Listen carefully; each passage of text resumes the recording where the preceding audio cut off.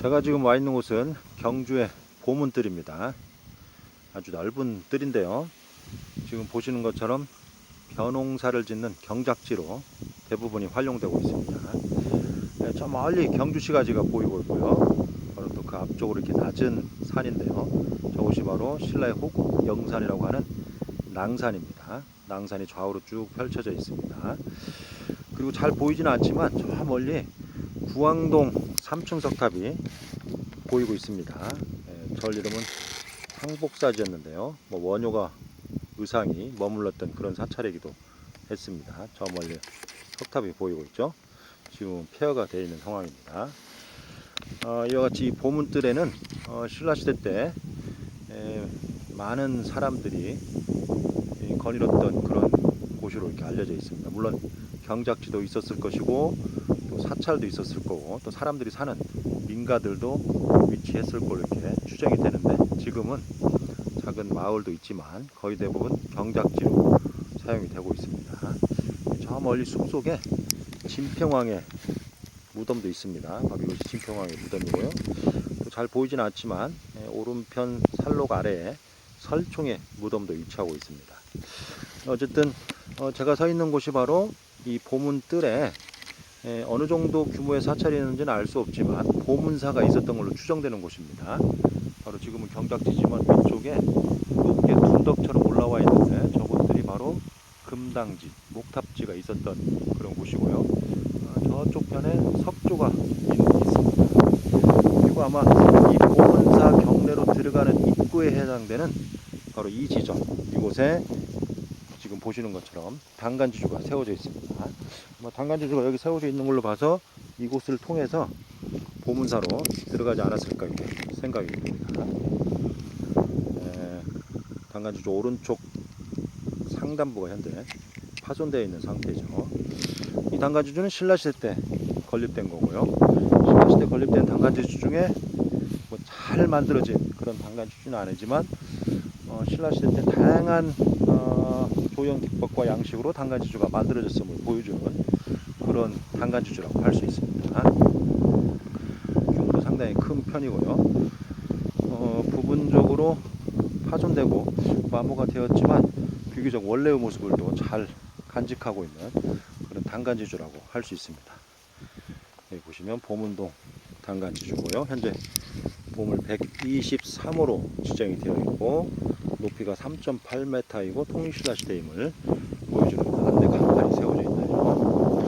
우리가 이런 간판을 볼 때 간판에 있는 내용을 100% 믿는 경우도 있는데 거의 다 100% 믿으면 됩니다. 그런데 잘못된 경우도 많이 있기 때문에 그런 것들을 유념하면서 이 문화재 간판을 봐야 되는 부분도 있습니다. 어쨌든 최선을 다해서 간판을 쓰지만 잘못된 부분도 있다는 것을 우리가 인지를 해야 됩니다. 이 당간지주를 한번 자세히 볼까요? 현재 좌우로 세워져 있는데요. 하부가 깊게 매몰되어 있네요. 그리고 하부에 이와 같이 일정한 높이까지 두툼하게 치석을 했던 흔적이 있고 그 위를 일단 낮게 해서 당간지주를 새겼습니다. 하부에 이렇게 치석을 해놨네요. 굵게 치석을 한 흔적이 있네요.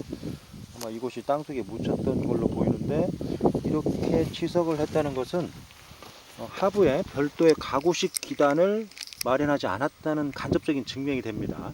가구식 기단을 마련을 했다면 하부의 지주부를 약간 안쪽으로 깎습니다. 다시 말해서 지주부를 결구시켜야 되기 때문에 이 안쪽으로 이렇게 깎아서 여기에 지주부를 기단을 결구시키는데 이렇게 바깥쪽으로 더 노출되도록 했다는 것은 하부에 가구식 기단을 마련하지 않았을 가능성이 있습니다. 가구식 기단을 마련하지 않았다는 것은 가운데 세우는 당간을 육중한 하중을 가진 돌이나 철로 세우지 않았을 가능성을 간접적으로 알려주는 겁니다. 그러면 가운데 있는 당간을 나무로 세웠을 가능성을 높여준다는 거죠. 분명한 것은 아니지만 연관관계는 없지만 그럴 가능성이 높다는 겁니다.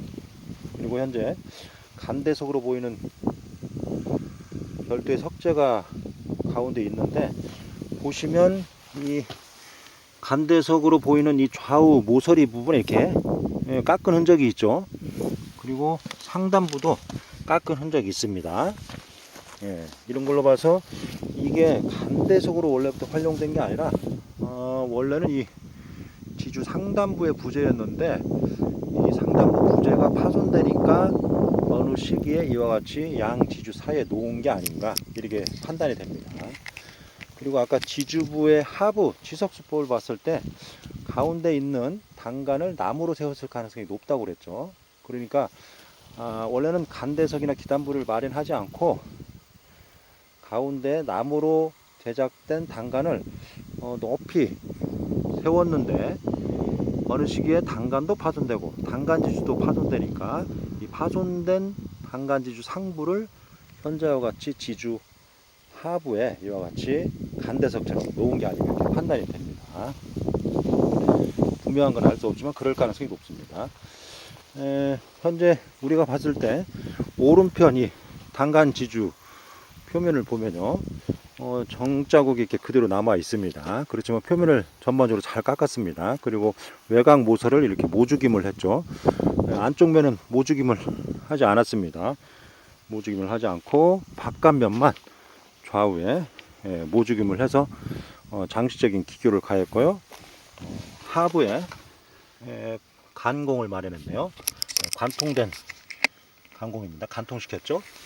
그리고 여기 가운데도 간통시켰고 상부도 보시면 관통시킨 간공이 마련되었죠. 그런데 반대편에 있는 이 단간지주는 관통되지 않았습니다. 보시면 역시 마련했고 이 간공과 마주보는 반대편에는 별도의 간공이 없네요. 가운데만 있고 그 다음에 안쪽면 상부에 이렇게 파손된 부분에 간공의 흔적이 있습니다. 그래서 현재 우리가 봤을 때 왼쪽 편에 이 단간지주는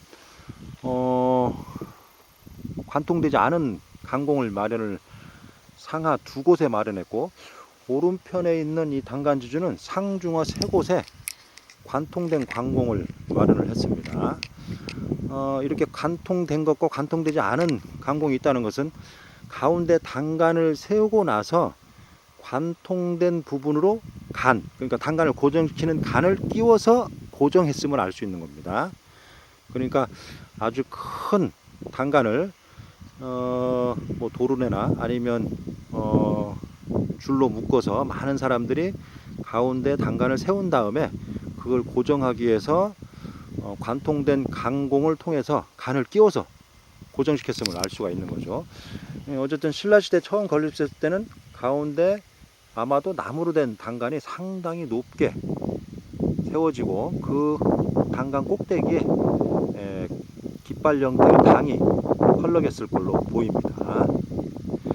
어쨌든 이 단간지주는 여러 가지 사실들을 말해주고 있지만 중요한 것은 단간과 단간지주가 사찰 입구에 세워서 사찰로 들어가는 사람들에게 어떤 예불과 그 다음에 이곳이 부처님의 세계인과 또 이곳이 이제 사바세계와 경계를 이루는 불가의 세계임 뭐 이런 것들을 상징적으로 보여주고요. 또 아마 당의 그러니까 깃발 형태의 당의 표면에 그 사찰의 어떤 종파적 성격을 나타내는 뭐 문구나 그림 이런 것들도 현존하는 중국이나 일본에 남아있는 당의 모습을 봤을 때 그런 걸 쓰거나 그렸을 걸로 추정이 됩니다. 그렇다면 이 당이 그 사찰의 어떤 종파적 성격 이런 것들을 표시하는 대적으로 나타내는 선양하는 그런 역할도 했을 걸로 보입니다. 그래서 다양한 기능의 목적으로 이 단간을 세웠고 그 위에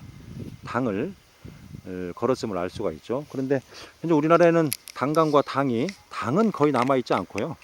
단간은 일부 남아 있습니다. 현재 돌과 철로 된 단간지주가 일부 남아 있죠. 좀 애석한 부분이 있습니다.